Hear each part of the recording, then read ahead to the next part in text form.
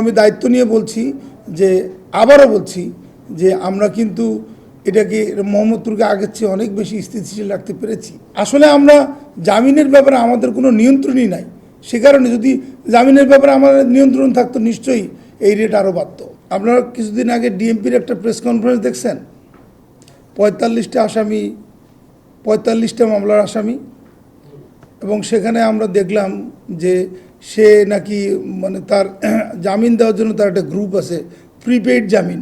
পরে সে আবার মানে এই অপরাধ করে, চুরি ডাকাতি করে, ছিনতাই করে এই টাকা সংগ্রহ করে আবার তাদেরকে টাকা রিফিল করে আর কি। তো আমি কোনো কমিউনিটির কথা বলছি না, মানে তারা প্রিপেইড জামিন পায় আর কি। সো এগুলো নিয়ে কাজ করার সুযোগ আছে নিশ্চয়ই। আমরা তো শুধু আইন শৃঙ্খলা বাহিনী অনেক কষ্ট করে একটা আসামিকে অ্যারেস্ট করে, এবং এই আসামি যখন আবার জামিন পেয়ে যায় তখন কিন্তু আমাদের যারা টিমে, আমাদের যারা ফিল্ডে কাজ করে তারা কিন্তু একটু দিশেহারা হয়।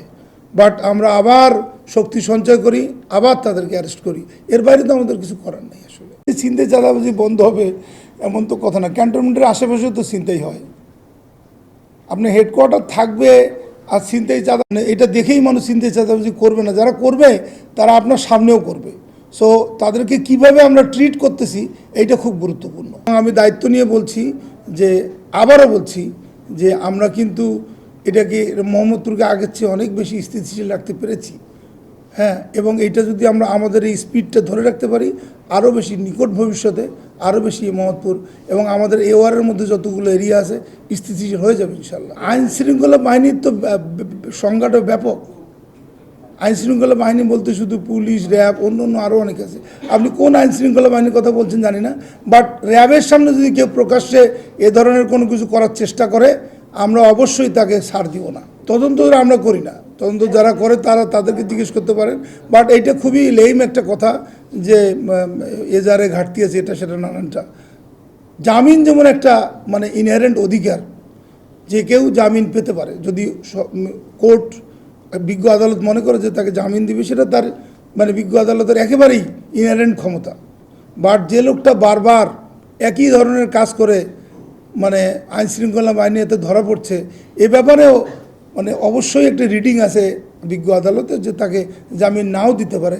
কিন্তু ultimately the ultimate decision goes to competent court যে সে কাকে জামিন দিবে, কাকে দিবে না। বাট ওই যে বলতেছেন এজাহারের ত্রুটি, এজাহারে কোনো ত্রুটি নাই। এজাহারের ত্রুটি থাকলে এত কনভিকশন হইতো না। এজাহারে কোনো ত্রুটি নাই, তদন্তেও কোনো ত্রুটি নাই।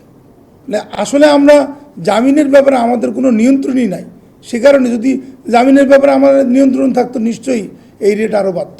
মাদকের এই হাট কিংবা মাদকের যে এই কারবারি, এটা কি গতকালকে থেকে শুরু হয়েছে? তো যেহেতু একটা জিনিস চলতেছে, এটাকে স্টপ করতেও সময় লাগবে। বাট আমাদের আগ্রহ কিংবা আমাদের কারেজের কোনো অভাব নেই। আমরা অবশ্যই এটাকে আমাদের নিয়ন্ত্রণের মধ্যে আনার জন্য আমাদের ক্যাপাসিটির মধ্যে যতটুকু করা সম্ভব আমরা অবশ্যই করব। ধন্যবাদ সবাইকে।